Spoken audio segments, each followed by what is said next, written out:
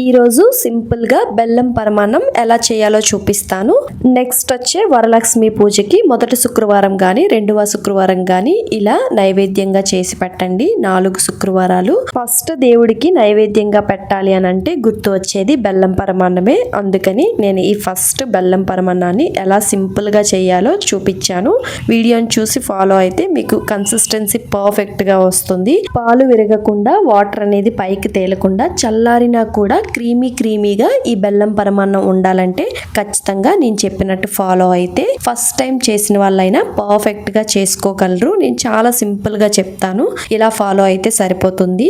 మనం బెల్లం పరమాన్నం చేసుకునేటప్పుడు మంచిగా ఇలా పాకం తీసుకుంటే పర్ఫెక్ట్ గా వస్తుంది. వీడియోని స్కిప్ చేయకుండా చూడగలిగితే గనక ఈ బెల్లం పరమాన్నం ఫస్ట్ టైం చేసినా మీరు కూడా సింపుల్ గా చేసేసుకోవచ్చు. నేనైతే 1/2 లీటర్ వరకు మిల్క్ ని యాడ్ చేస్తున్నాను. బాగా చిక్కగా ఉండే మిల్క్ ని యాడ్ చేసుకోండి. 1/2 లీటర్ పాలకి 4 గ్లాసుల పాలు అయితే వస్తాయి. 2 గ్లాసులు వాటర్ ని యాడ్ చేసుకుని కన్సిస్టెన్సీ పర్ఫెక్ట్ గా ఉంటుంది. అలాగే 1 గ్లాస్ వరకు రైస్ తీసుకుని మంచిగా క్లీన్ చేసుకోండి. పాలు ఈ విధంగా మరిగిన తర్వాత మాత్రమే రైస్ ని యాడ్ చేసుకోండి.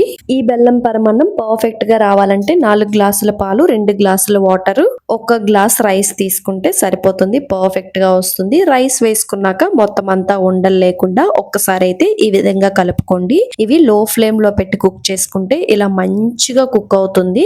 మరి మీడియం ఫ్లేమ్ లో వద్దు, హై ఫ్లేమ్ లో వద్దు, లో ఫ్లేమ్ లో పెట్టి కుక్ చేసుకోండి. చాలా మంచిగా కుక్ అవుతుంది. ఈ టైంలో మీరు కొంచెం పచ్చికర్పూరం యాడ్ చేసుకోండి. గుడిలో పరమాన్నం ఎలా ఉంటుందో ఈ పచ్చికర్పూరం యాడ్ చేసుకోవటం వల్ల అంత టేస్టీగా ఉంటుంది. అలాగే ఇలాచీ కూడా యాడ్ చేసుకొని ఒక్కసారి ఈ విధంగా కలుపుకుంటే మొత్తం ఫ్లేవర్ రైస్ కి మంచిగా పడుతుంది. ఇప్పుడు మూత పెట్టి ఒక పక్కన అయితే పెట్టేసుకోండి. స్టవ్ ఆఫ్ చేసుకోండి. ఇప్పుడు 2 గ్లాసుల వరకు బెల్లం పొడిని తీసుకోండి. ఏ గ్లాస్ తో అయితే రైస్ తీసుకున్నారో అదే గ్లాస్ తో బెల్లం తీసుకుని అలాగే 1/2 గ్లాస్ వరకు వాటర్ ని యాడ్ చేసుకుని ఇలా మంచిగా పాకం తీసుకుంటే ఈ విధంగా నురగలు తేలిన తర్వాత లైట్ గా తీగ పాకం వచ్చిన తర్వాత స్టవ్ ఆఫ్ చేసుకుని ఒక 2 మినిట్స్ అలా వదిలేసి ఆ తర్వాత రైస్ లోకి యాడ్ చేసుకోండి.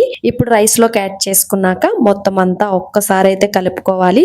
ఇప్పుడు ఏ కన్సిస్టెన్సీ ఉంటుందో బెల్లం పాకం యాడ్ చేసుకున్న తర్వాత అదే కన్సిస్టెన్సీతో చల్లారిన తర్వాత కూడా ఉంటుంది. వాటర్ కూడా పైకి తేలకుండా అదే విధంగా ఉంటుంది. ఈ విధంగా మీరు బెల్లం పరమాన్నం చేసుకుంటే గనక పర్ఫెక్ట్ గా కుదురుతుంది. ఈ విధంగా ఉన్న తర్వాత మనం దీనిలోకి మంచిగా నెయ్యి వేసుకుని కొంచెం జీడిపప్పు ఎక్కువగానే వేసుకుని అలాగే కిస్మిస్ కూడా వేసుకుని మొత్తం అన్ని మంచిగా ఫ్రై చేసుకుని బెల్లం పరమాన్నంలోకి యాడ్ చేసుకోండి. ఇలా యాడ్ చేసుకొని చూడండి, మీరు పరమాన్నం చాలా అద్భుతంగా ఉంటుంది. వెన్నలా కరిగిపోయినట్టు ఉంటుంది. మీకు కూడా చాలా నచ్చుతుంది.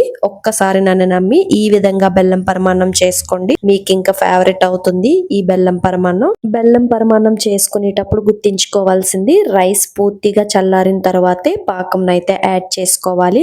1 గ్లాస్ రైస్ తీసుకుంటే 4 గ్లాసులు పాలు యాడ్ చేసుకోవాలి. 2 గ్లాసులు వాటర్ యాడ్ చేసుకోవాలి. దానివల్ల కన్సిస్టెన్సీ పర్ఫెక్ట్ గా ఉంటుంది. ఈ 2 చేసుకుంటే మీరు ఫస్ట్ టైం చేసినట్టు కాదు, ఎన్నో ఇయర్స్ ఎక్స్పీరియన్స్ ఉన్నట్టు చేయొచ్చు ఈ బెల్లం పరమాన్నాన్ని. వీడియో నచ్చితే సబ్స్క్రైబ్ చేసుకోవటం మర్చిపోవద్దు. బాయ్.